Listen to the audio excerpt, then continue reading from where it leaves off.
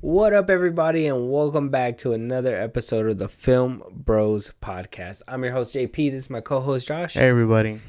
And welcome back to... It's another topic kind of day. We got a few topics lined up. We will be talking about today, too, at the end of everything since Honestly, I don't feel like this weekend was that eventful with a bunch of news, huh? No. Maybe we're still like... coming back from the holiday season and everything. I kind of feel Maybe that would be more. That would make more sense. I think James Gunn didn't drop his announcement like people were saying. and that's what I was gonna say too. Like we started on the I had said, and I betted you that it was supposed to be on the 14th, and it didn't even happen. But anyways, we'll get into all that good topic and discussion in just a few minutes. But before we do that, Josh, let them know where they can find us. We have some big things coming up. We're moving a little bit forward with our business and our brand. We wound up getting a little bit of a sponsorship, so we will be weaning off some of the platforms, and we will be eventually be exclusive on a certain platform. Just a little heads up, starting as of now. So if you guys rock with us, you guys like the pods, you guys want to hear it, Josh, let them know where they can hear us at. And yeah, for the time being, if you want to listen to our other episodes, they're still on Spotify and Apple Podcasts. So if you want to go check them out there, go check them out at FilmBros Podcast. If you want to hit us up at any time on Twitter and TikTok, I'm still working on getting our Instagram up, but at FilmBros Podcast. And then if you want to sit back and watch us on YouTube at FilmBros Podcast. There you go. Yeah, so yeah, that's honestly, we can start with that real quick before we start into the pre-selected topics that I had kind of came in. But it's kind of weird, but a lot of rumors are pointing that James Gunn will probably say something sometime this week. Kind of exciting. I mean, I've been waiting on an announcement. I'm really, really trying to see what he's going to do. So, I mean, I don't even know if he's going to be direct, because everything that he does on Twitter is so indirect. It just makes you not believe him, but at the same time you kind of feel like, well, you know, what can't we believe? Because he says a bunch of words in a paragraph, and he's like, oh yeah, we don't hate this guy, but we're going a different direction, kind of thing, you know what I mean? Like, he kind of redirects. But I mean, we already gave our prediction on what we are expecting, or what we would hope for in the next DCU in one of our older pods. I think it was our last one that we put out. Something like that. But now that it's kind of getting closer, are you getting a little bit nervous? Are you worried about what the grand plan is, or at least what the beginning portion is? Because rumor has it is that we're only going to get like the first 3 years. So a little tidbit, a little taste, and then we'll move on forward with all that. Well, clearly I'm worried. I've been worried since it was announced in October. Yeah, feels like it's been forever ago now. But yeah, no, I'm not. I don't know how to feel. I'm sure he'll be more direct when his statement does come out. He'll be like, "Oh, this is what's happening with this, and that." It's just for now he just can't say anything, because it's supposed to be a big reveal and on the low or whatever. But I think when he says it, he'll be more direct. It's hard to think. It's hard to think about what's to come next, especially after all the DC movies coming out this year. He's just gonna have to hit the ground running in 2024 and push something out. Now, do you think that the Flash is gonna be the reset button that everybody thinks it will be? Because a lot of people are saying like he's gonna obviously do Flashpoint reset, what they say, wipe the board type shit. Yeah. Do you think that that's actually gonna happen, or are they just gonna be like, let it end how it's gonna end and just move on, kind of like Zack Snyder's Justice League, with cliffhangers and all that, and not even to worry about it? I heard that there's been a bunch of reshoots, So I mean, and a lot of final touches that have. I mean, till this day. I mean, this movie's been in production for over 2 years already, 3 years, something like that. That's a long time. Yeah. It's a long time for a movie. So I mean, what's your prediction on at least the Flash at the end of this DCU iteration? I hope it leads into something good, and it doesn't just give us a cliffhanger. Because I mean, we know it's where the Snyderverse is gone. You know, it's whatever. But to keep it'll be adding just salt to the wound, or however the fuck you say it. It's a lot of that reminder. You know what I mean? Because we have to go see Aquaman 2 and then Shazam. I know people speculate if that was part of it or not, but seeing those movies is gonna be like, wow, we really lost it all for real. And then if Shazam just doesn't end on a high note, setting up James Gunn's DC or whatever, it'll just be more salt. I mean, yeah, you're right. And I just think that they should just be done with it. I mean, they should connect it. I mean, with all the money that they're putting into for reshoots, just to get it done, it might as well just add a little extra cash to just make it bridge into whatever James Gunn is thinking about doing. Yeah. I'm pretty sure they're thinking about it. I'm pretty sure it's not off the table. I mean, I'm hoping James Gunn sees the full vision and sees all the loose ends and all those little pieces that he needs to get nice and neat before moving forward. But with that, let's go ahead and start with a quick break to hear from our sponsors. Today's episode is sponsored by ZippyStream. If you are wondering how we make money to run our podcast, it's all because of this innovative platform. Here at FilmBros Podcast, we absolutely love using ZippyStream. It's the easiest way to convert listeners into an email list, but best of all, they find us sponsorship so we can keep making money doing what we love. Suppose you're also a podcaster thinking about starting one. ZippyStream will help you find and manage a relationship with brands that are relevant to your audience. If you want to learn more, contact us as soon as possible. Everyone that signs up this month will get to claim £10 as a joining bonus, which is around $12 or something like that. Just reach out to us by email or social media DMs, and I'll put you in touch with the guys at ZippyStream right away. Now back to the pod. In a couple other pods, we were talking about the Avatar slate, what we're gonna be looking at, and not Avatar like Way of Water, Blue the Last Airbender. We're talking about the Last Airbender. So just so I know the name is named the same. Why did they do that? Why did James Cameron do that?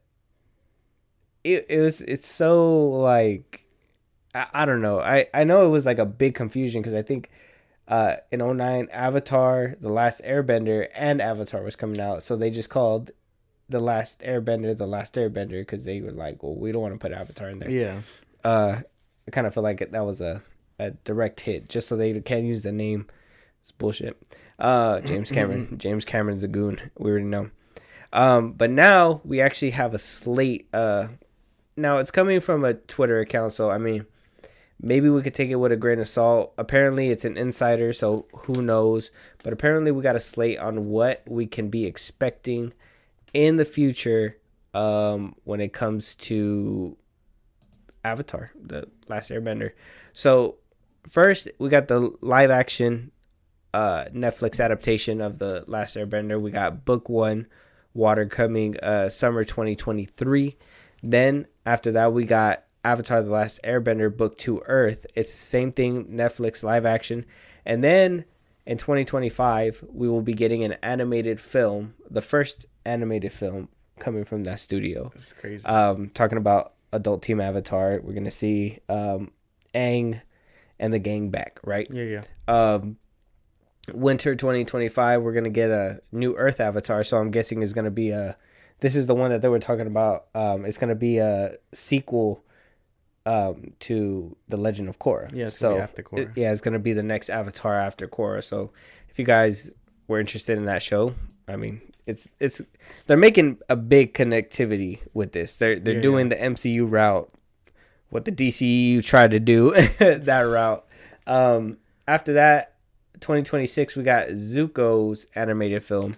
I guess we're getting a movie just based all on him. I mean, I'm kind of excited for that one. I think he's a good character within that show.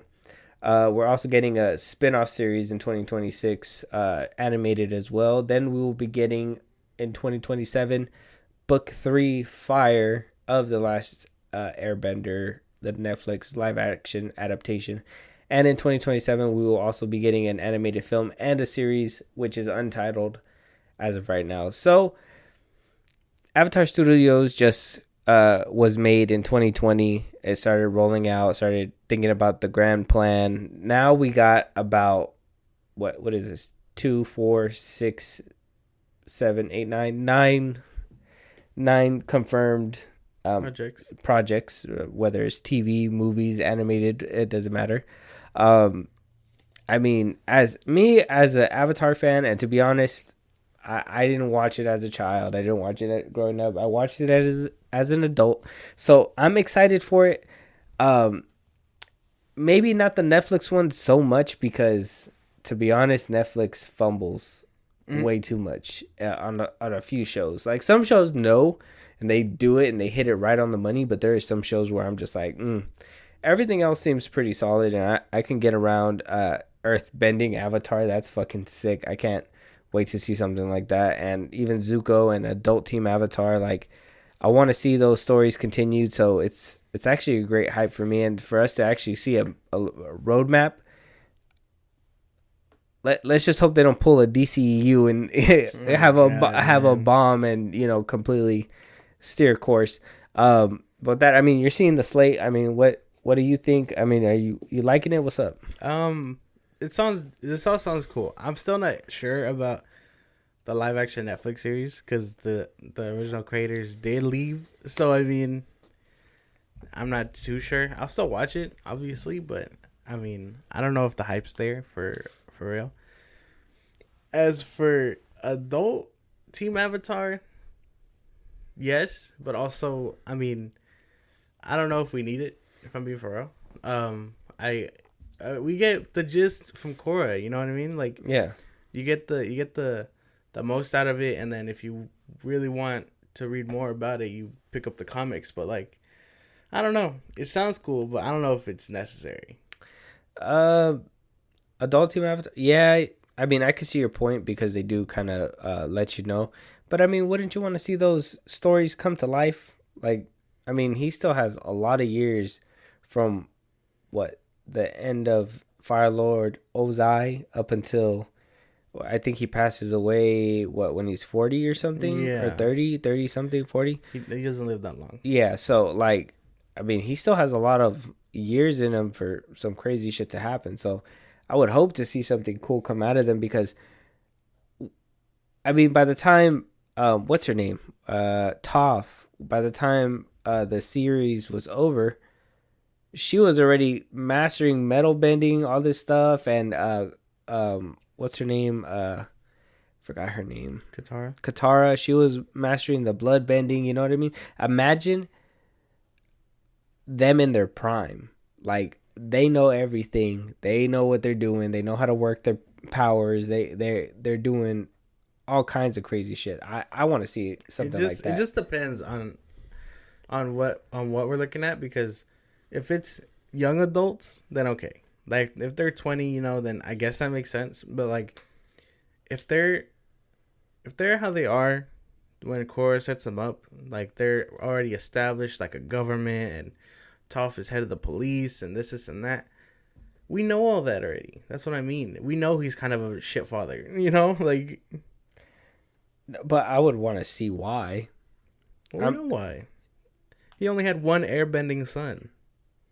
Yeah, but I mean, yeah, it's one thing to be told, but I mean, imagine how sympathetic you would be if you would have to see that on screen, like why he kind of was, acting the way he did and why he kind of was giving him the cold shoulder. And I would personally, what I would want to see is that time, maybe when they're, doing their thing, being badasses, and then right before they start having their kids. Because I think he starts settling down when he has his children, right? That's when he was just focused on the temple, rebuilding the airbenders, you know what I mean? And just trying to build his own clan of airbenders, you know what I mean? Yeah. So anything before that, maybe like about 8 years before that, up until that time, like that would make a good like 3-4 seasons or something, and yeah, maybe that'd be pretty good. I mean, just to see up until that point and see him struggle, in my opinion, see him struggle from being the guy that the world needs to just being, trying to adjust and, attend to his children and stuff like that. I'd see that. Yeah, I'd see it too. But I think the thing that might interest me most is how fast they move up, like technologically wise. I know I probably said that wrong, but like, because in Korra they were pretty much already established, like cars and shit like that. That's true, yeah. Blimps and things like that. Like I'd want to see that transition. Yeah, that'd be cool. That'd be kind of like how Star Wars does it. You know how like they have the precursor ships that like look kind of like they do in the original trilogy, but that at some point, and now like when you have Rogue One, they have that in between before they get there. You know what I mean? Even with the Stormtrooper armor and all that, like I like when that happens, and I like seeing that, and it would be cool to see something like that in like a live action Avatar, in the Avatar world, especially because we never really got anything like that up until now. Now that they're finally kicking off a studio, which I don't know what possessed them to do that. I don't know if somebody was petitioning or where they were just like, you know what, we're sitting on a gold mine. Yeah, I think that's probably what happened, because when they announced that the shows were coming back on Netflix, everyone was like, holy shit, it's on Netflix, this and that. That's true. Then that's when they were like, you know what, let's bank on this. Yeah, right. I mean, whatever they want, take my money. Just if we can speed up just a few of these, that'd be great. If we could put them down the pipeline a little bit faster, I'd be with it. Take my money. I'm here for it. But yeah, what do you guys think out there? Are you guys excited for this slate? Do you guys see anything new? Do you guys have any ideas on what the 2 untitled ones could be? Let us know down in the comments. Come on. With that, we're gonna move on to our next one. Still kind of the same. We're in the Nickelodeon range. We got a comeback, another revival series coming back to Netflix. They're not Netflix, to Nickelodeon. They are gonna be bringing the original cast back, except for Victoria Justice. For whatever reason, she's not coming back. But we're getting a rebooted. We're getting a movie first, and then we're gonna get the series. But a reboot of Zoe 101 called Zoe 102. And apparently Jamie Lynn Spears is going to be coming back to be on this movie, and then which will, I'm assuming, lead into a series. It's kind of crazy they're giving it back to her. I know, like the whole, I mean, I don't know if you remember everything that happened with that, but apparently they were doing the show, then she wound up getting pregnant, and then they wound up canceling the whole show. Wow. So no, I didn't know that. Yeah, so because she was supposed to be playing a teenager in high school, you know what I mean? So she wound up getting pregnant, and they were like, well, nothing else we could do, so we're scrapping everything. So they wound up canceling the whole show. I mean, people who watch the show, they remember like Drake Bell was on there at one point. Like, there was a lot of known actors on that show, because it was produced by Dan Schneider. And if you know everything that happened with him about the whole foot thing and him, being a creeper, apparently, blah, blah, blah. I don't know. Apparently Nickelodeon has a lot of faults and flaws that, has been coming into light as of lately. I don't know what to say about that. But anyways, yeah, so we're going to be getting a Zoe 102 reboot. Did you watch the original show? Do you know anything about this? I've seen the original.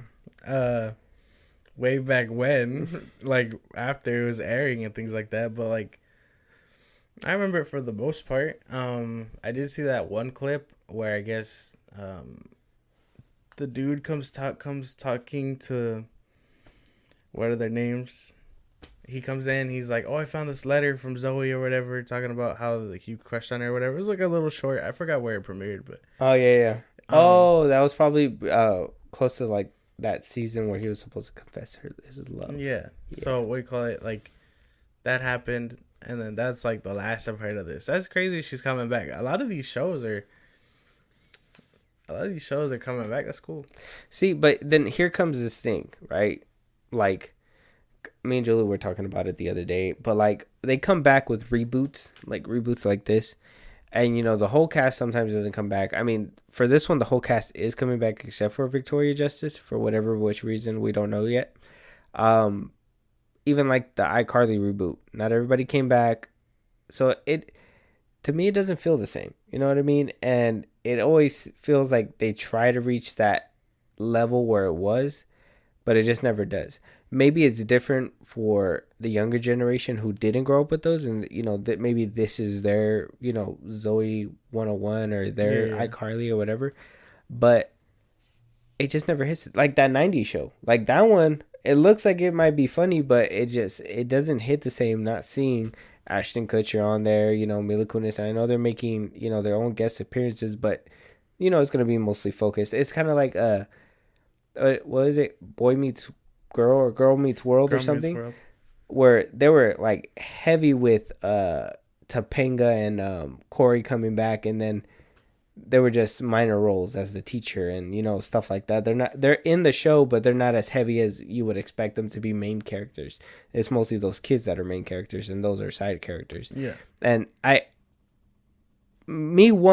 it's hard to get into those shows because it's not about the characters that we care about, and it kind of makes you feel like they're shitting on their legacy because now they're no longer front and center. Now they're over here to the side. You know what I mean? Like, I know another generation needs to come in, but still make them a prominent role, in my opinion. You know what I mean? I think that's how you do it right. Yeah, if you're gonna promise them coming back and you want those old viewers to just see them, make them prominent. Yeah. I guess that makes sense. It kind of like Obi-Wan.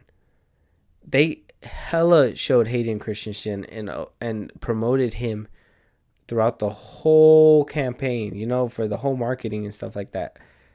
And he was only shown so I thought they were gonna do like Clone Wars flashbacks or show him younger even more or something. I thought and yeah, you could say like I had my high expectations and that's my fault or whatever, but I mean, if they're putting them all over the marketing, I assume they're gonna use them in more ways than just that. You know what I mean?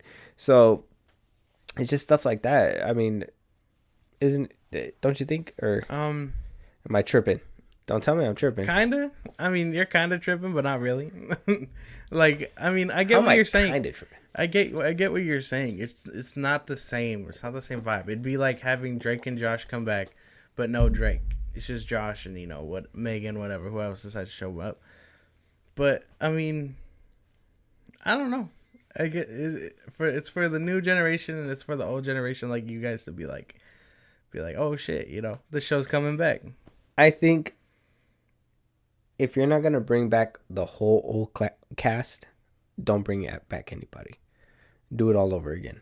Just start from scratch. I think that went well for Wednesday. Obviously, it's a hit. You know what I mean? Totally different concept, totally different cast. They didn't keep one or the other. If they were in the show, they were there for a brief cameo, not prominent. They were able to focus on the story, stuff like that. So that was a hit. You know what I mean? Same thing with Top Gun Maverick. I know it's a movie and not a TV show, so it's different. But kind of what we said in a different pod that I think you heard saying something that's how you make like a legacy sequel. Well, because they brought back all the old cast as much as they could. You know what I mean? They brought back mostly everybody. I think there was even down to the bartender was there. You know what I mean? So like they brought back everybody and kept them front and center. Even though it was about a group of younger kids, they still kept the original cast prominent to the screen. Like they gave them a reason to be there, not just for fan service or oh yeah, we're seeing Tom Cruise again. You know what I mean? No, like he actually had a role to play, and it helped. And I think that's what they need to do when it comes to TV shows or reboots of movies or soft reboots, or if they're trying to do a connectivity from old stuff, like make the main characters that made that show great prominent in those shows that you're trying to push out. You know what I mean? Yeah. You get I get what you're saying. Yeah. All right. I just want to make sure I'm not tripping too much. No, it's just hard to do all that. You know what I mean? Because people don't want to do that. They don't want to come back to Nickelodeon, or is it called Paramount? Yeah. See, people don't want to go back to that because maybe they have whatever ties they had. I know Dan Snyder. Like you said, Dan Snyder is he's a whole menace apparently. But people just don't want to come back to that, you know, or they outgrow it. Like Drake and Josh, you know, like again, they outgrew their thing.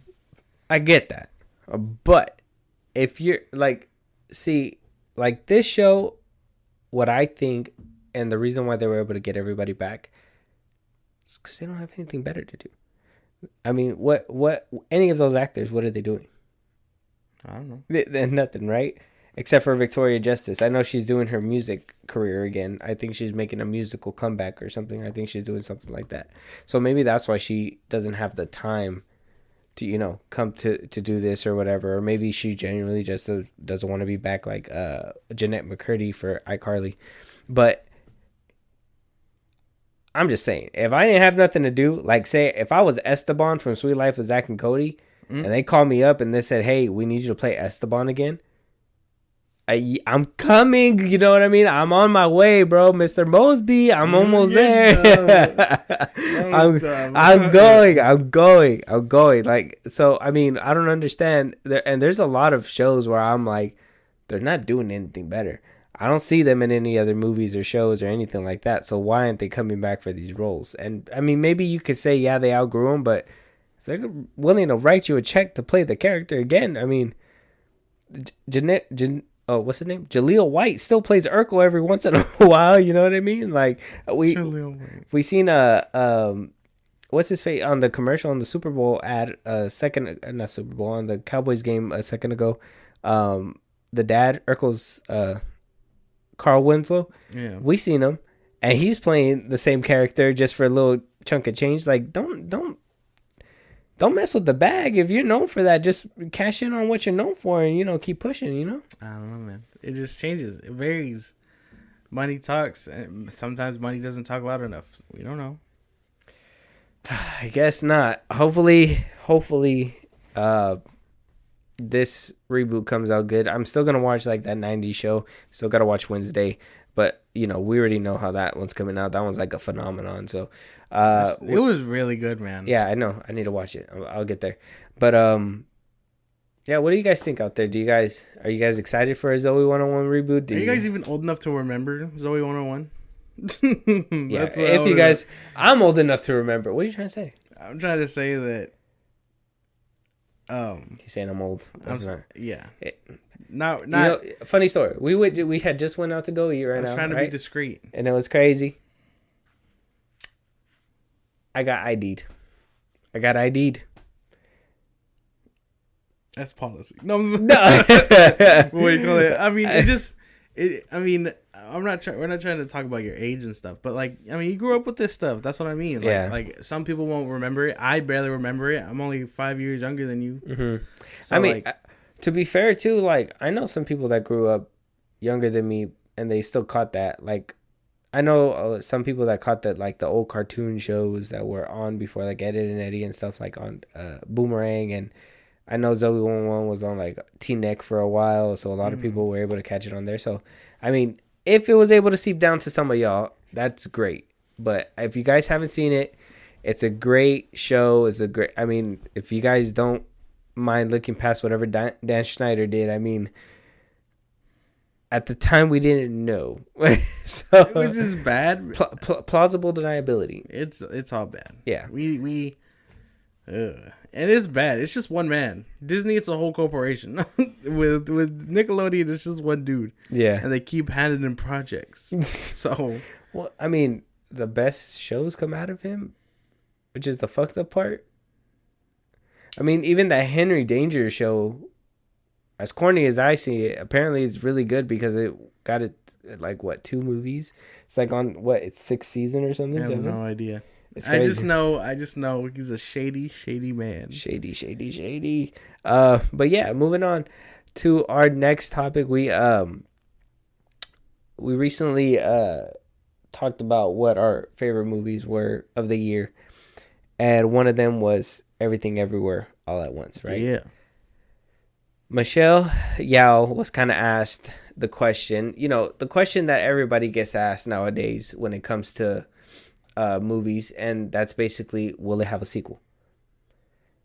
And Michelle Yao basically said that no, she wouldn't want a sequel, but the full quote's right here if you guys want to see it. I got it off comicbook.com. But she basically says that no, she wouldn't want a sequel, but she would want a spinoff, if anything, and just make it about a totally different person in a different universe and stuff like that. And I mean, you could still do that with a sequel. You don't necessarily need a spinoff. But I just think I think this movie doesn't even need a sequel. Guess what? It doesn't. I was just thinking that it does not need that. This movie does not need a sequel. In my opinion, I don't know why everybody thinks that every movie needs a sequel. Don't get me wrong. Some movies do. Some of them you want to see what happens next if there's a cliffhanger. But this one showed that it wrapped up nicely. It left that bow on top. It was a great movie and it was a great one and done. Exactly. And I think that... Why would you want to touch that? It's just sometimes, money talks. It does talk, but you got to know when to hold them and know when to fold them. You got to know when to hold them and when to fold them, eh? Like, this one doesn't need a sequel. There's movies out there that don't need sequels. And I understand using that money for something else, but just put that into another movie. And then write that one to make a sequel. But not every movie needs one. Yeah, not everyone. And then, we got motherfuckers making sequels to movies that, already wrapped up neatly. You know what I mean? Kind of like The Matrix, the new one that just came out. Oh, damn, I can't remember. The fourth one. Yeah. We didn't need that shit. That shit was ass. The third one wrapped everything up nicely. There was no reason for another one. So by you doing that, just basically undermines the great work that comes off the first movie. You know what I mean? The nice little bow that everybody puts on top. Not every movie can be like the what are those movies we just were talking about it a couple pods ago, like Glass Onion and Knives Out. Yeah. Not every movie can be tied up with a bow and then moved on to the next one just like that. I mean, maybe they can, and maybe she's right. Maybe like with a spinoff, and maybe if they do it with a different person in a different universe at a different time, and maybe they can catch that lightning in a bottle again. Maybe, but I mean, why even try? Why even try when you already got a spectacular movie? Yeah. Just let it be, right? With the way this one was, the story, it doesn't need any of that. It doesn't need to be explained any further. We get the gist. We know the message that comes out at the end. You don't have to fuck with that to get a sequel. You can just do another movie. Do a different movie. Stop forcing these movies to have sequels when they wrap up so nicely. Yeah, I mean, at least this one wrapped really well. I mean, at least she said it in the nicest way possible. I mean, no, but we like a spinoff would be nice. And you know what? If they do want to do in a spinoff or something, and maybe about a different person altogether, maybe not have to bring Michelle Yeoh back or whatever, and they can give another couple actors or actresses their time to shine, because I mean, the breakout star was her daughter. I don't know her name, but the daughter that played in there, and she's getting recognized all over the place now. You know what I mean? And maybe these small movies, even though they're small, in the box office, they did wonders. You know what I mean? This movie did crazy numbers, and I'd never even... A24 never did numbers like that. And it's just becoming popular to the point where A24 is doing these kind of numbers. A24 is that studio, man. Yeah, they're coming up, and they're coming up aggressively. So... we're in agreement. Yeah. I think this movie does not need a sequel. Doesn't need a sequel. You're right. We're perfectly good. But what do you guys think out there? Do you guys agree with her? Do you guys think that we need a sequel? I think we're good off a sequel. Yeah. I think we don't need that shit. Yeah, no. Moving on. We're gonna talk about Kevin James himself. Do you know who Kevin James is? Kevin, yes. Who's Kevin James? He's Adam Sandler's buddy. No, that's not him. What? He sounds like him, right? Not Kevin James. Kevin Smith. Sorry. Oh. See that you got me all mixed up. That's not fair. James Gunn. Yeah, you're right. Kevin Smith. He's the comic book guy. Yeah. He's the one that they always come to for some reason to talk about comics. He's Silent Bob, right? Yeah, Silent Bob. See? Yeah. See, I know my Kevins. Yeah, I messed up because I was reading James Gunn and Kevin's. Okay, so Kevin Smith basically told comicbook.com that he's basically praising James Gunn on the way that he's handling the whole DC thing, debunking rumors and all these different outlets that are coming out saying that, you know, this is happening and Wonder Woman this and the Flash is staying and the Flash is leaving, and basically coming out on Twitter, basically cleaning everything up. Now, I already told you my side. I agree completely with him, with Kevin Smith, but not 100%, because James Gunn, though he is handling it well, and I think that is great that he's giving us that level of, you know, interaction to the point where he's actually answering fans. He does it in such an indirect way. Either which way, you kind of walk away pleased because he says it in a nice way, but walking away with like, yeah. Did he just tell me to fuck off in the nicest way possible? Like, you know what I'm saying? Like, that's... So, yes, he's doing a good job being interactive with at some parts, but I think that he needs to see the way he's coming off, and maybe he's doing it on purpose. Obviously, he can't give away anything right now. Obviously, he's not going to try to, you know, he's been doing this for years. He knows how to give you a little piece and misdirect you and make you think that it's going this way, but it's really not. Yeah. But, I mean, you're hearing this. Do you agree with Kevin Smith? Do you think... Why are we even talking about this guy? Like, why does he have this big ass opinion? What do you think? Well, that's my big. Well, okay, like maybe I'm just too young to understand, but I don't know Kevin Smith and his thing with comics. I don't know what expertise he has to that everyone asks him really comic booky questions, and like if he's just a big comic book enthusiast, then okay. But I mean, you could do that with anybody, you know? Yeah, but that's basically him. He's a comic book enthusiast, and he's been doing it forever. Yeah, he's been doing it for a long time. If he's just that guy that they come to like get an opinion on because he knows he knows his stuff, then power to him. But like, as far as like agreeing with James Gunn, if we want to keep it a buck, he's older. Sorry to cut you off, but he's older version King Lion. Ew. Okay. Before the internet, that's King Lion before the internet. I guess that makes sense. Yeah. When you put it in that, he knows how to be respectable because he couldn't get in people's faces on the internet. I mean, it's cool that he agrees, you know, because not everyone can be like, well, nah, why can't he just come out and say it? You know, we got to be understanding about it. But like, as far as James Gunn and his cryptic quoting, I mean, it's just. We know why he's tiptoeing, and it's because he can't reveal anything. But I mean, is him saying stuff and being like, no, kind of not ruining the fun, but like, would it be better if he just was silent about it, and then at all one point he's just like, okay, because I mean, think about it, no one's listening right now to his statements. They're just like, okay, and then you got people who are like, oh, don't fuck up, or bring back the Snyderverse, this and that, you know. Like, he's trying to debunk these rumors, but he's only getting attention and replies from people that want certain things.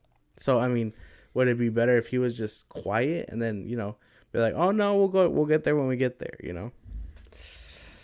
No, I mean, I think what he's doing is good. And like I said, I just think this is all part of his plan. I mean, he's going to give you little nuggets, but he's not going to give you the whole thing, you know what I mean? He'll give you a little taste, a little nibble, but even then, that piece not even be to that pie. He might be redirecting you, giving you from a different pie, you know what I'm saying? Like that, he already knows how to play this game. He's been on Twitter, he's been on the social media game forever. This guy knows exactly what he's doing. He like, I can't even, like I said, I can't even knock him because he's doing the right way. You know what I mean? He's doing it the right way. He's giving you those little tidbits and little things to keep you wanting more, letting you run wild with your imagination, building up hype, so when he eventually drops this, it's gonna be like this big bombshell, like, oh, I knew he was gonna do Plastic Man because he put this picture up of Kingdom Come, and I knew he was gonna do this or whatever. Like, it's gonna be this big ass hype, and I mean, whether it's good hype or bad hype, I mean, you already know that diverseness within the DC fandom, which the Snyderverse and real DC fans on one side or whatever. he's gonna get all this backlash regardless. So the best way that he can do it is take it on the chin and do the job like he's supposed to. Like I said, if he needs to get rid of the whole board, he needs to get rid of the whole board. Yeah. You know what I mean? Don't keep nobody. Get rid of the whole board.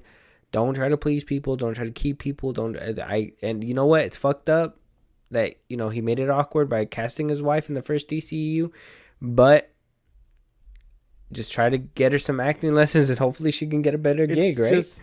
It's just tough to. I mean, I don't know.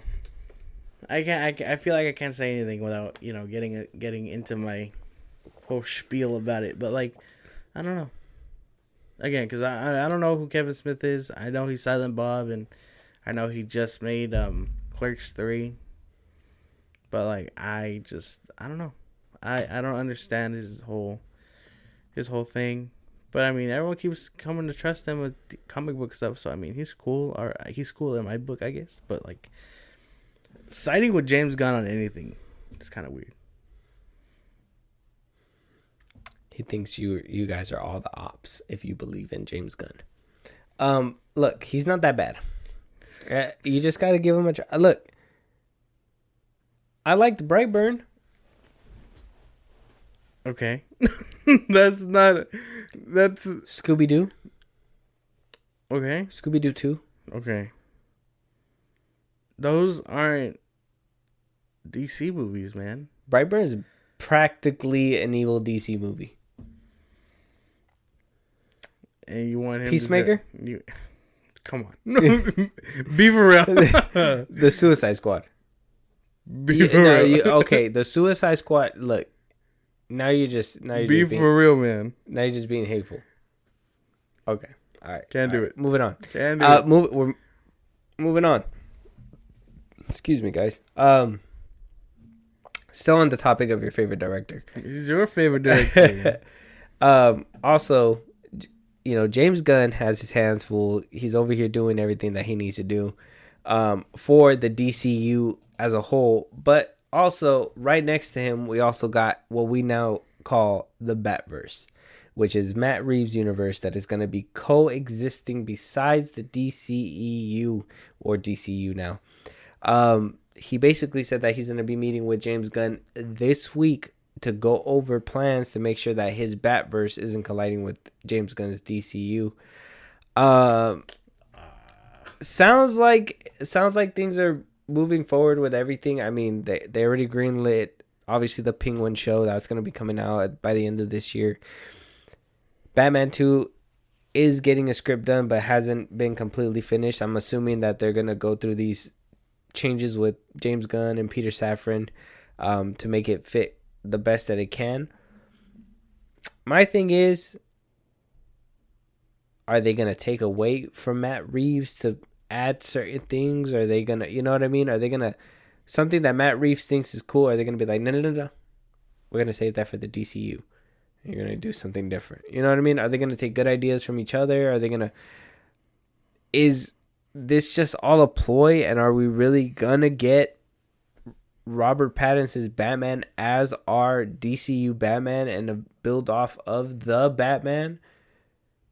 Is this our fresh start? Is this a clean slate? Because, I mean, you can make the argument that it kind of seems like it. Or you can think that it's kind of simple and Matt Reeves is just going to James Gunn to make sure that they're not clashing with their universes. I don't know. Conspiracy theory time. What do you think? How do I say this? I am not. Why are they coexisting? I want to start there. That sounds kind of whack, you know, because you got people campaigning for universes to, you know, exist alongside with the DCU. But if he's just okay with having two Batmen out there, isn't that a little bit hypocritical? You don't think so? I mean, yes, but like I said, I think this is all a ploy. I think we're getting the Batman universe starting from the bottom. Man, I can't see him because being in the Justice League. Because they said, listen here, buddy, because David Zaslav said himself before that there will not be multiple Batmen. So that means that they will not have two Batmen coexisting side by side with each other. if the Batman is successful, which it was, unfortunately it was, and I'm not saying that I want him as my Batman either, because though Robert Pattinson was a fine Batman, I'm not saying that he was bad completely. I'm not saying he was the worst Batman. He was okay. I don't see him as a bad Batman. But it did well enough to the point where they think that they have something good on their hands, that they're going to try to build the whole universe. Now, Matt Reeves did say that he just wanted a 3-movie arc. But that was before all these changes and switch-ups happened with WBD. Now that the DCEU is going to be completely tossed out the window, yes, it will be hard to kind of go from this grounded space and go into different things like Superman. But I think that would be great, though. Remember, I told you before, I think it'd be great to see Batman go from a world where there is no people flying in the sky. There's nobody, there's no shapeshifters. It's just him fighting crime, thinking that this is the biggest of his problems, that he just needs to, beat up a couple people, and then next thing you know, boom, things happen. Next thing you know, the Batman 2, after teaming up with some, Martian Manhunter or Green Lantern, you know what I mean? Like, meeting up with each other. Next thing you know, it builds up his universe. The Batman 2, boom, we got Mr. Freeze. He wound up getting something from, I don't know, a Kryptonian piece or something that came from the universe. You know what I'm saying? I'm not a movie writer, okay? I'm just throwing out ideas. But it's just stuff like that. It'd be cool. If you get the vision, it'd be cool to see them build upon something that doesn't have that in its world and bring it up to that point. I think it'd be cool. You can laugh at me all you want, but I think I did a good job.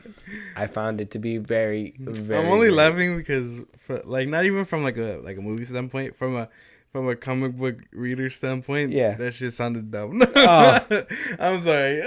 I don't read comic books, but that's why it's just me. I'm just But I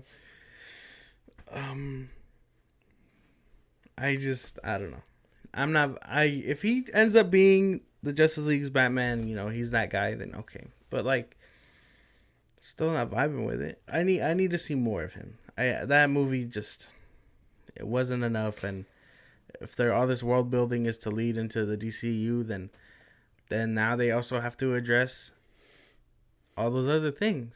They'd have a lot more to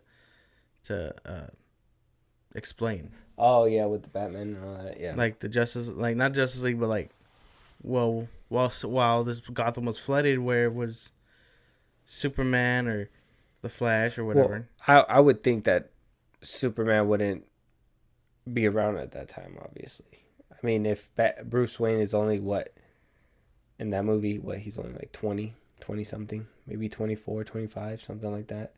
If he's right there, that means Clark Kent's barely in his 20s too. When does he usually get a job at the Daily Planet? Like, I was gonna say the Bugle. In his late 20s, gonna be 30s already? No, in the comics, depending on the story and stuff, he starts early, like in his 20s. He doesn't become Superman till a few years into his thing, but he runs around, he still saves people. Basically what he was doing in Man of Steel in the beginning, that would be him around the time Batman is like in his second year. Okay, so and Batman would have already acknowledged his existence at that point. He would have been like, oh, there's someone in the sky flying. Apparently there in some scrap concept art that there was a Metropolis. Oh. I don't know if you've seen that. I haven't seen it. Apparently he put it out, and it was on I think it was on IGN, where they showed the concept art of a Metropolis that was there. So I mean, like I said, who knows? We don't know what's gonna happen yet. We're still waiting on something from James Gunn. I think we'll probably get it sometime in the next upcoming days, hopefully. Yeah. Hopefully we wake up to some surprises tomorrow. Whatever. Christmas in January, who knows? But with that, what are you guys looking to get out of this? Hopefully you guys are gonna get your Batverse and your DCU, or do you guys think that we're just gonna get one DCU Batverse basically? let us know down in the comments. Yeah. With that, we're gonna move on to our next topic, which is the floor higher, which is WBD. Now we all know Warner Brothers was struggling. We all know that they, were poor, begging for change, having to move movies around. Only were able to put out 2 movies last year and had enough money for the marketing. Now we're being told that Warner Bros. Discovery will be selling their music library, all their movie soundtracks. They're going to be selling them.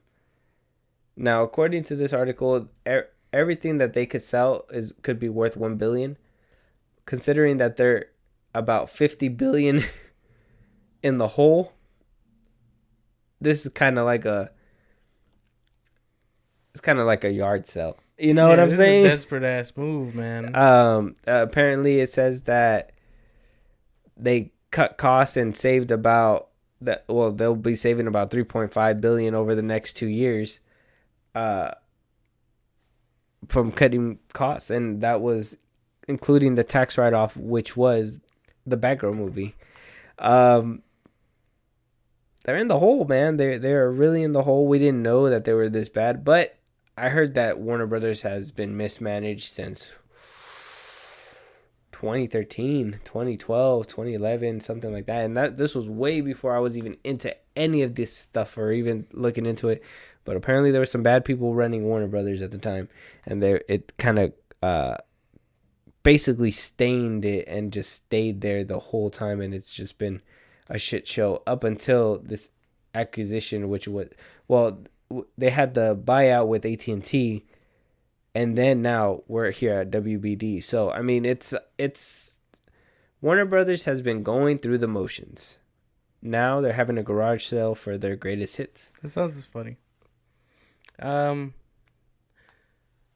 have no words for this. It sounds ridiculous, but I mean, get your bag, I guess. I don't know who's gonna wanna buy all that, but someone will, just like a flex and be like, hey man, I got the original Batman 90s theme or whatever. Imagine if you own Hans Zimmer's Man of Steel theme.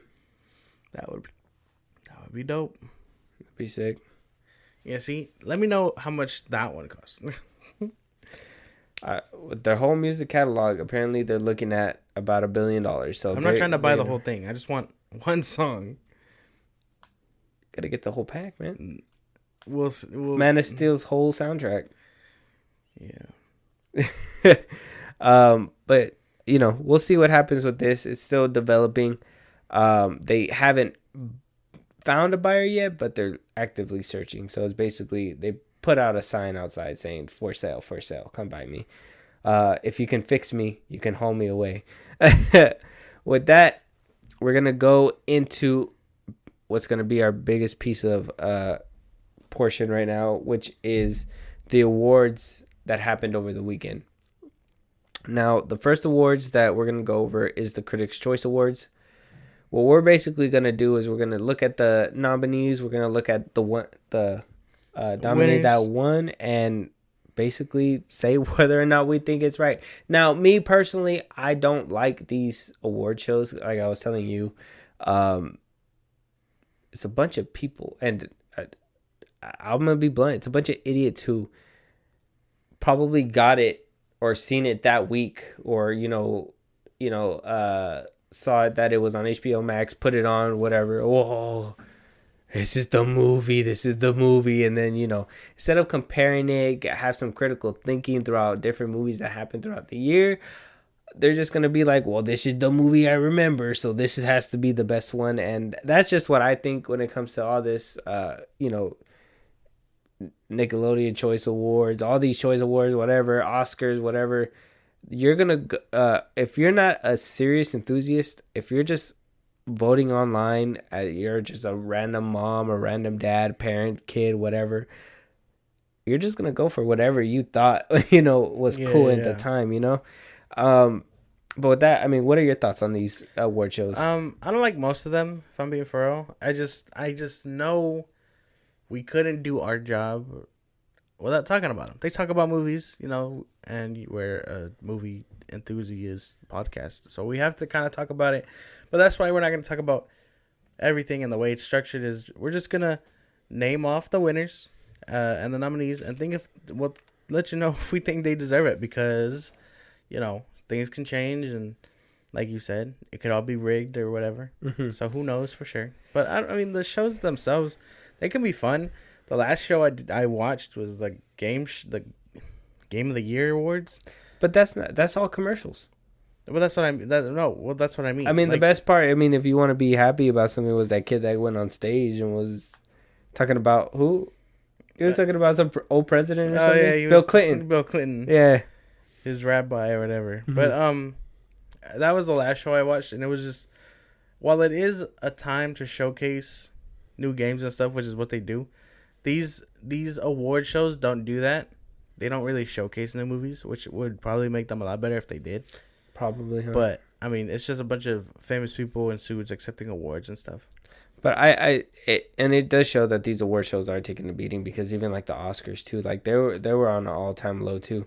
I think the only thing that saved it last year was obviously the big thing that everybody heard around the world, which was the slap, and that's basically what saved the Oscars last year. So I mean, unless they're gonna do something good, they should make a spectacle about it. I mean, how are you gonna have a movie award show and not showcase new movies? Exactly. You know what I'm saying? If like, say, I don't know, Margot Robbie wins or something, and she can be like, oh, and here's a first look to my new movie, whatever, hope you guys can see it, blah blah blah. You know what I mean? Like, why wait to put it all for the Super Bowl? Like, I know more people are around to watch it, but give the movie people a little, the ones that are tuning in and your main audience. Yeah. And it's not to take away from like the actors and stuff, because we do know they work their hardest and they give speeches and whatnot, congratulate each other. But like, without us, where would y'all be? You know what I mean? So like, I mean, like, yeah, you guys are good actors, but really, we're the ones seeing your movies and stuff, and we're harsh critics sometimes. So it's just to make it a lot more entertaining for not just them, but for the fans, because I mean, we see them in their fancy dresses and their suits and whatnot, walking whatever red carpet there is, but we get it. You guys are gods amongst men. yeah. But with that, let's just get started. Yeah, let's jump right in. So this list is coming from the Hollywood Reporter. The very first category is Best Picture.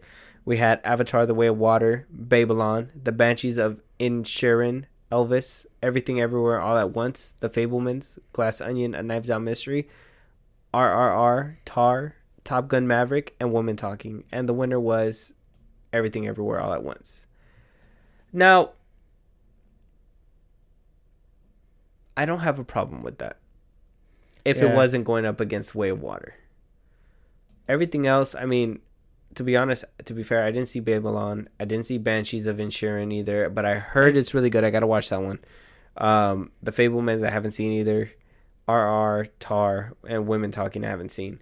So, to be fair, I think A Way of Water can outdo this one, but visually speaking, I mean, everything everywhere all at once had a lot to show. Yeah. It would be a neck and neck tie for me. I couldn't be able to pick the winner on that one. Yeah, no. I think what happened is most of the time with these, because it happened to the Game Awards, not this year, or probably this year, depending on how you feel. But last year's Game Awards, where God of War beat out Red Dead, it's because Red Dead came out later than what God of War did. Yeah. So I think that's what happened here. That Everything Everywhere All at Once came out way before Avatar: Way of Water, and then Avatar: Way of Water came out by the end of the year. So by then, who knows if the votes were tallied up or whatever. Yeah, I mean, like I said, that one would probably be neck and neck for me. I think they're both visually stunning. I mean, it has nothing on the water scenes in The Way of Water, but I mean, it is a serious contender. I will say it is neck and neck, and if not Everything Everywhere All at Once, Way of Water for sure. Mm-hmm. I mean, can you agree with that? Yeah. At least, all right, cool. But we do need to see the Banshees of Inisherin. We gotta watch that one. I have not seen that one, but I heard it's really good. Best Actor. So now we got Austin Butler for Elvis, Tom Cruise, Top Gun Maverick, Colin Farrell, The Banshees of Inisherin, Brendan Fraser, The Whale, Paul Mescal, After Sun, and Billy Nye, Living. Brendan Fraser won for The Whale. Now, I haven't seen it, but I've been hearing a lot of good things about The Whale. Yeah. Not seen it. I gotta watch it. I know it barely came out in December when Way of Water was coming out. So kind of something that went under the radar. I know like a lot of people were giving it a bunch of standing ovations. And I was hearing like it's Brendan Fraser's like best role as of late. So to be honest, the only other one that I can think as a contender, and it's only because I seen the trailer for, was the Banshees of Inisherin with Colin Farrell. Tom Cruise is Tom Cruise in that movie. I don't think he gives anything different really, besides a little bit more emotion on some things. Austin Butler as Elvis was pretty good too, and Paul Mescal and Bill Nye. I wouldn't have any clue, but I mean, good for Brendan Fraser. I really don't have any. I can't say that it's wrong because I haven't seen The Whale. You know what I mean? I don't have any input either. I haven't seen it. But again, heard it was good. I just haven't gotten around to see it. We're going to have to check it out. I know. Brendan Fraser deserves his flowers. Why he went off the grid for so long is beyond me. He's been always a talent. It was a mental thing. I know we probably shouldn't dive into that, but I guess he got into it with his ex-wife, and that's why he was kind of been underground. Oh, got you. Yeah, I think I heard about that too, but I never really looked into it. But moving on, Best Actress, we had Kate Blanchett for Tar, Viola Davis, The Woman King, Daniela Deadwyler for Till, Margot Robbie for Babylon, Michelle Williams for The Fabelmans, Michelle Yeoh for Everything Everywhere All at Once.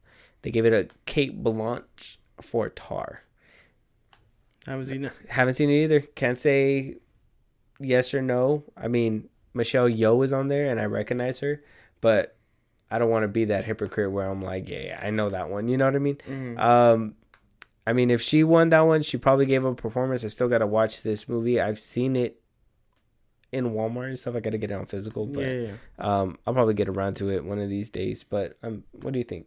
Yeah, I mean, anyone that's on this list probably deserves their flowers, but to win just means that they probably gave a hell of a performance. So we're just gonna have to check it out when we get the chance. Yeah, we'll check that out and give it a gander back. Yeah, and then when we come back to it, we'll just be like, that shit was ass. Right. Best Supporting Actor, we got Paul Dano for The Fabelmans, Brendan Gleeson for The Banshees of Inisherin. I hope I'm saying the name right. Judd Hirsch for The Fabelman. Barry Cohegan, The Banshees of Inisherin. I hope I'm saying it right. Ki Ha Kwan, Everything Everywhere All at Once. And Brian Tyree Henry Causeway. Ki Hugh Kwan won for Everything Everywhere All at Once. To be honest, I haven't even seen it, but Barry Cohegan and Paul Dano probably gave hella performances, and this is just me not seeing their that specific performance that they're getting awarded for, but seeing them in different movies, I know that they can deliver. Though Ki Hugh Kwan did do pretty well in Everything Everywhere All at Once, I cannot say that they made the right call until I could see Barry Cohegan's character in The Banshees and Paul Dano's character in The Fabelmans, because they are a couple of juggernaut actors for sure. Yeah, I haven't seen those other ones either. But bro, I don't know. Even without seeing the other ones, I just think he did his thing in Everything Everywhere All at Once. Like I know the mom and the daughter are like the key components of the show, or the movie. I mean, but he does his thing, man. Like his performance during the scene where he's talking to his ex or whatever. Well, I guess in that universe it would be his like ex-wife or whatever. His ex-girl. And like they're talking about like what could have been and stuff. Like he does really good there. So I mean, I agree if he takes it, but again, that's without knowledge for the other ones. Yeah. So I'm kind of I'll be that guy. But we'll get to those movies, and we'll probably do a double back one of these days. Next is Best Supporting Actress. We got Angela Bassett for Black Panther: Wakanda Forever, Jessie Buckley for Woman Talking, Carrie Coden for The Banshees of Inisherin, Jamie Lee Curtis, Everything Everywhere All at Once, Stephanie Hsu, Everything Everywhere All at Once, Janelle Monáe, Glass Onion, A Knives Out Mystery. Now, Angela Bassett gave a performance, and she wound up winning for Black Panther: Wakanda Forever. Stephanie Hsu and Janelle Monáe, I personally think could have won that. I personally think Stephanie Hsu, that's the daughter in Everything Everywhere All at Once. Yeah. I think she could have took that one. Yeah. Though I liked Angela Bassett's performance. She did her thing in that movie. Yeah. This one's tough. Because I can totally see either of them winning. This is a tough choice. No, Angela Bassett. Don't get me wrong. She, like I said, she did her thing. It was a good performance. I would have to, like, out of anybody, Stephanie Hsu, man. She has got to get. Janelle Monáe, too. She did a great job in Glass Onion. I don't know. That one's a tough one. Honestly, they all give performances in their movies. But for me, it has to be Everything Everywhere All at Once. That's just for me, though. That would be me personally. Yeah. What about you? For me, I stick with the winner. She did her thing. Yeah. But it is a tie between her and the Everything Everywhere All at Once. Yeah. It's I guess it's all on preference at that point. That has to be preference. But I see it.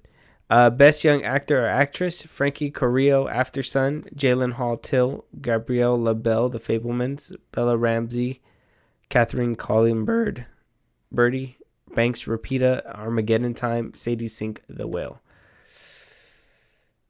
Don't know any of those movies except or those actors. Honestly, the only one that I know is Sadie Sink.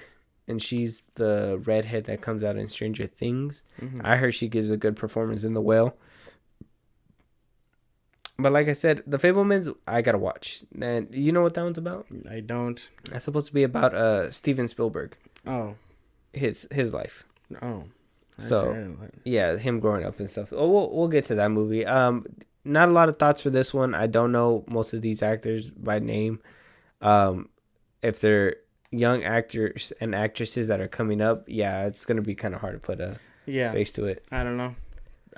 Good to the winner, but Bella Ramsey. I know who that is. That is the daughter that's playing in The Last of Us. Oh, not the daughter in the beginning. The girl. Ellie. Yeah, she's playing Ellie.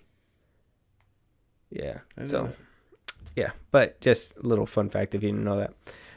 Best Acting Ensemble: The Banshees of Inisherin, Everything Everywhere All at Once, The Fablemans, Glass Onion, A Knives Out Mystery, The Woman King, and Woman Talking, and the winner was Glass Onion, A Knives Out Mystery. What did it win? A Knives Out Mystery? No, what did it win? Oh, Best Acting Ensemble. Oh, yeah. Mm-hmm. Yeah, 100%. I think everybody in that movie just vibed off each other's energy. Yeah. Everybody just bounced it off and just had a playful time throughout the whole movie. 100%. Yep. I think they deserved it. There's no question. For sure. No questions. Best Director: James Cameron, Avatar. Damien Chazelle, Babylon. Todd Field, Tar. Baz Luhrmann, Elvis. Daniel Kwan, Daniel Schneerert, Everything Everywhere All at Once. Martin McDough, The Banshees of Inisherin. Sarah Polley, Women Talking. Gina Prince Bythewood, The Woman King. S.S. Rajamouli, RRR. Steven Spielberg, The Fablemans. This is another one where I have to say it would have to be a time between James Cameron and Daniel no. Actually, everything... James Cameron. No. And I'm going to tell you why. Actually, I think I'm going to retake that back, and I'm going to say Everything Everywhere All at Once does deserve it. And because it's original and it's different. That whole concept and everything that happened within that movie was completely different. You cannot tell me that you can think of any movie that relates to that movie. But when you watch Avatar The Way of Water, you can think of a couple movies that kind of fit in there. Because you can kind of look at it and be like, James Cameron has his imprint all over this thing. I don't know, man. I think James Cameron should have taken it. But they both did their thing. I would say James Cameron is a runner-up, but he's the GOAT. He's the GOAT. The GOAT. That's why he's the GOAT. With that, let's move on to the best original screenplay. Same thing. Todd Field, Tar, Everything Everywhere All at Once, Daniel Kwan, Daniel Schneernet, Martin McDonough, The Banshees of Inisherin, Steven Spielberg, Tony Kushner, The Fablemans, and Charlotte Wells, The Aftersun. Everything Everywhere All at Once is the winner for best original screenplay. Yeah. I haven't seen the other ones, so I can't say, but for an original screenplay, yeah, 100%. Makes sense. Yeah. Still got to watch the other ones. We will be watching these. I know The Banshees of Inisherin is on HBO Max, so we got to watch that. Best adapted screenplay. Samuel D. Hunter, The Whale. Kanzo Ishiguro, Living. Ryan Johnson, A Glass Onion, A Knives Out Mystery. Rebecca Quint-Wicks, She Said. Sarah Polley, Women Talking. And Sarah Polley's Women Talking is the winner. Haven't seen it. I don't know what that is. Best adapted screenplay. I don't know any other one. Yeah, but I don't know. I wouldn't be able to give an opinion on this one, huh? Yeah. No. All right, moving on. Good job, Woman Talking. Best cinematography. Russell Carpenter, The Way of Water. Roger Deakins, Empire Light. Gloria Hofmeister, Tar. Januszky Kaminski, The Fablemans. Claudio Miranda, Top Gun Maverick. Linus Sandgren, Babylon. And Claudio Miranda won for Top Gun Maverick for best cinematography. Avatar Way of Water should have took that shit. Yeah. I love the cinematography in Maverick, but it can't be beat. Now, is this one of these arguments where it's like, is CGI cinematography? Of course it is. Well, I think so. It's not fair. Because a lot of people say like, oh, that's not actual lighting. That's all on a computer. You didn't actually get angles for that lighting or anything like that. So, I mean... Yeah, but to get the lighting right, you still have to do all that work. So to put that into perspective, on Pandora or whatever, it looks all beautiful, but the sun isn't doing its thing. The shadows aren't moving. They all counts as scenery and cinematography. Yeah, it's just been an argument that I've been hearing, but I mean, yeah. It deserved it. I mean, Top Gun Maverick is the same thing, though. I mean, that not all that is all cinematography, right? It has to be some CGI generated. Like that beautiful, when he went into space in the beginning, like that was really beautiful. But that obviously was all CGI. You know what I'm saying? So, like, just stuff like that. Best production design, Hannah Beachler, Lisa K. Sessions, Black Panther, Wakanda Forever, Rick Carter, Karen O'Hara, The Fablemans, Dylan Cole, Ben Proctor, Vanessa Cole, Avatar The Way of Water, Jason Kisvarday, Kelsey Imprem, Everything Everywhere All at Once, Catherine Martin, Karen Murphy, Bev Dunn, Elvis, Florencia Martin, Anthony Carlino, Babylon, and they are the winner for Babylon. I haven't seen Babylon. Haven't seen either. Best production design, that should have went to either Wakanda Forever, Everything Everywhere All at Once, or Way of the Water. Production design, I mean, maybe Elvis too could have gotten it because it's all original and there's all drapes and stuff. I don't know. I haven't seen Babylon, but I know it bombed in the box office, so that can't be right. with that, we also got best editing. Um, it's the same contender, so I'm just gonna go ahead and read the winner. It was Paul Rogers, Everything Everywhere All at Once. It's the same contenders. We got Way of Water, just different names, and there's a lot of crazy names that it's hard for me to pronounce, so we're not gonna do that. But Everything Everywhere All at Once basically got best editing, and you know what? I don't see any other movie on there that can take it. Avatar the Way of Water had pretty good editing, to be honest, and Top Gun Maverick, because it didn't feel slow for shit. You watched it and it was just a full-on ride the whole way. Elvis, you felt it.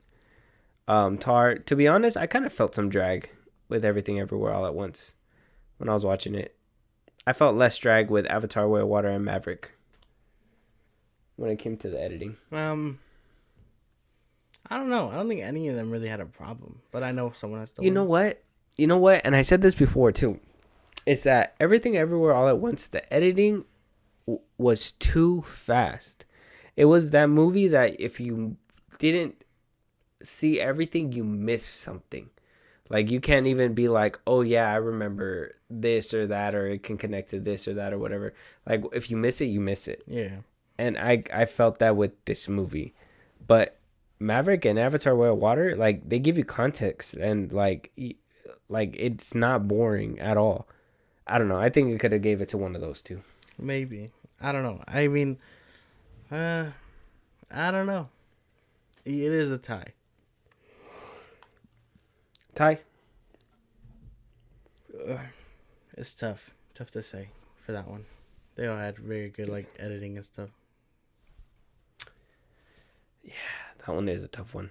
I would still give it to maybe The Way of Water or Maverick. I would not give it to them. There were some slow parts in there, or really fast parts too. Best costume design goes to Ruth E. Carter for Black Panther: Wakanda Forever.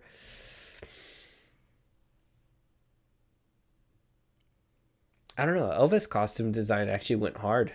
Not gonna lie. It was very on par. So did Everything Everywhere All at Once too. But I could see Wakanda Forever's because of Shuri's suit, Angela Bassett's like dress, all their white dresses and stuff. The Talican's designs too. Yeah, them too. You know what? Yeah, they probably deserved it because they did give us like a bunch of different looks for different characters, huh? Yeah. Best hair and makeup goes to Elvis. Yeah, that makes sense. Yeah, I can agree. Yeah. Well, what about Wakanda Forever? I really liked all the detail that they put into like the Talican, all the detail that they put into the Wakandans, like with their hair and all that. I don't know. maybe. I don't know. But Elvis's They got hair it and right. makeup was yeah right. yeah, it was right. Best visual effects goes to Way of Water. Okay, yeah. If they didn't win the one up there, yeah, they deserve best visual effects, 100%. Wakanda Forever's on here. Hit that shit. The fuck. Nah, man. I give it a Way of Water. Way of Water. Way of Water. Way of Water. Best comedy, The Banshees of Inisherin. That's a comedy. Glass Onion, A Knives Out Mystery is the winner for this one, and which it makes sense. Even though Everything Everywhere All at Once was kind of funny. Glass Onion was just hilarious. Yeah, it had a lot of what's his name? Edward Norton is hilarious, bro. Yeah. Dave Bautista is funny too. Bros, isn't that LGBT movie? The gay guy movie? No thanks. I haven't even seen it. Best animated feature is Guillermo del Toro's Pinocchio. It won. Wow. Over Turning Red, Puss in Boots, The Last Wish, Marcel the Shell with the Shoes On. Man, I hear Puss in Boots is a good ass movie. I gotta watch that. I heard it's good too. I heard it's like the best one out of DreamWorks. We're gonna have to double back because that's not fair. Yeah, that doesn't sound right. I haven't even seen the Pinocchio movie. I gotta watch that one too. Best foreign language film, RRR. I don't watch foreign language films. I'm sorry. I know RRR has been well talked about, so I mean, good for them if they got the best. But I don't watch foreign films like that. Best song is Not To by RRR. Like I said, don't know. Probably would have chose Hold My Hand by Top Gun Maverick. That one was probably pretty good. Lift Me Up in Black Panther 2. That one was pretty nice. What about you? RRR? Best song? Yeah. What are the other ones? Carolina, Where the Crawdads Sing, Ciao Papa, Guillermo del Toro's Pinocchio, Hold My Hand, Top Gun Maverick, Lift Me Up, Black Panther Wakanda Forever, Natu is the winner with From RRR, and New Body Ramunda, White Noise. Oh no, I think Black Panther or Maverick should have taken it. Yeah, they have really good music. The songs too. Best score is for Tar, Hildur Guantatiri, and the rest of it goes up against the Batman's Michael Giacchino, the Fableman's John Williams. John Williams is a beast. So maybe when we watch that movie, we could get a better determination. Yeah, I don't know about this one, but we'll come back to it. I can't say that I've seen the other ones to even, talk on that one. Best drama series went to Better Call Saul. Finally, it won AMC something. Winner for Best Drama Series. That went up against Andor, Bad Sisters, The Crown, Euphoria, The Good Fight, House of Dragons, Severance, and Yellowstone. Andor should have took that shit. To be fair, I've only seen 2 shows on this list, which is Euphoria and Andor. Euphoria, Andor, and Better Call Saul. I need to see Severance. I heard that one's a good one. They're tied for me. But Better Call Saul finally winning something is a W. I know. I think you were saying like they got snuffed out a bunch of times. They've always been getting snuffed. What do you call it? They've been nominated several times for Emmys and Oscars and stuff, and they finally won a Golden Globe or whatever this is. The Critics' Choice. My fault. Best actor in a drama series, Bob Odenkirk in Better Call Saul. Yeah. Damn. Double W's. He's finally getting his flowers. Won it over Diego Luna's Andor. See? Adam Scott's Severance. Anthony Starrs from The Boys.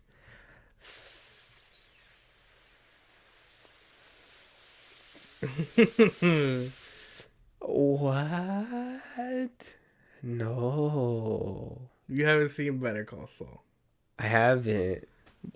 It does give him a run for his money. You haven't seen it. Okay, I gotta watch it later. You have to see it. Agree to disagree for now. Best actress in a drama series went to Zendaya for Euphoria. Okay. W. Yeah, that's a W. I don't know the rest of them, to be honest. Laura Linney from Ozark. Yeah, no, maybe Zendaya did a little bit better. Best supporting actor in a drama series. Oh, Moff Gideon himself from Better Call Saul. Triple W. For real? Yeah. He went up against Andre Braugher, The Good Fight, Ishmael Cruz Cordova, The Lord of the Rings of Power, Michael Emerson Evil, John Lithgow, The Old Man, and Matt Smith of House of the Dragon. So, I've not seen any of these besides Rings of Power, and I don't know who Ishmael Cruz Cordova, so he's obviously not the best. Best supporting actress in a drama series goes to Jennifer Coolidge in The White Lotus, from The White Lotus. I haven't seen it. Here's a good show, though. Millie, I know, me too. I kind of want to see it. Millie Alok, House of the Dragon, Carol Burnett, Better Call Saul. Damn, that could have been that. She deserves that. Julia Gardner, Ozark, Audria McDonald, The Good Fight, and Rhea Seehorn, Better Call Saul. She's just so good in Better Call Saul. They give it to The White Lotus this time. That could have been a quadruple W. Best comedy series went to Abbott Elementary. I heard that show's pretty good. Me too. I need to watch it. Yeah. It went up against Barry, The Bear, Better Things, Ghosts, Hacks, Reboot, and Reservoir Dogs. Oh, Reservoir Dogs is so good. I guess it makes sense that I'll bet Elementary won. But Reservoir Dogs is pretty good. Abbott Elementary. I have not seen that one, but I do want to see it because Chris is in there. Yeah. Everybody hates Chris. Best actor in a comedy series, Jeremy Allen White for The Bear. Oh, he won? Yeah, I don't know who that is. Oh, man. That's what I'm telling you. You have to watch The Bear. Matt Berry, What Do We Do in the Shadows? Bill Hader from Barry. Keegan-Michael Key from Reboot. What? He's in there? I want to see that. Reboot on Hulu? I'll watch that. Steve Martin, Only Murders in the Building. What? He should have won that shit. D. Farah will attain Reservoir Dogs. Yeah, I don't know. I've never seen The Bear, but I've seen Steve Martin, Only Murders in the Building, and I think he's really good. You have to watch The Bear to understand. He's so good. Best Actress in a Comedy Series. Christina Applegate, Dead to Me. Quinta Brunson, Abbott Elementary. Kaylee Kuko, The Flight Attendant. Renee Elise Goldsberg, Girls 5 Eva. Devery Jacobs, Reservoir Dogs. And Jean Smart, Hacks. HBO Max. And it was Jean Smart for Hacks. I've never seen it. That one. If Kaylee Kuko, that's the girl from Big Bang Theory, huh? She did really good in The Flight Attendant. I don't know if you've seen that. No, I haven't. It's actually pretty good. It's not that bad. But yeah, I don't even know why she even got nominated. To be honest, I don't think it's nomination worthy, but maybe she had a deal to get that done. Who knows? Best Supporting Actor in a Comedy Series. Henry Winkler from Barry. Mm-hmm. We don't know the rest of these people, so I'm not going to even name down the list. But if you guys see them and you guys like them, let us know down in the comments. I don't know. Best Supporting Actress in a Comedy Series. Shara Lee Ralph for Abbott Elementary. And then the rest of them is Abbott Elementary, Young Sheldon, The Bear, Uncoupled. And Best Limited Series goes to The Dropout from Hulu. I've seen that one. I got to watch it. It has the girl from that one show, the one movie, I forgot her name. Gaslight on Stars, the girl from Plainville, The Offer, Pam and Tommy. I need to see that one too. I heard that one was good. Station 11, this is going to her, and Under the Banner of Heaven. Give it to The Dropout. I gotta watch that. I heard it's pretty good. The Dropout? Yeah. Best Movie Made for Television. Oh my gosh. No fucking way. How did that happen?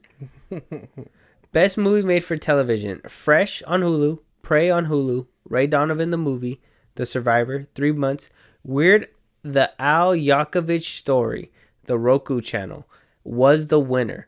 Weird The Al Yankovic Story is Prey. The winner. Should have been Prey. No, it should have been Fresh. Nah, Prey. You seen Fresh? I know. But I've seen Prey. No, you need to watch Fresh. Watch Fresh and you tell me that Prey is better than Fresh. Prey is a good movie, but Fresh is a better movie. 100%. That movie is great. You got to watch that one.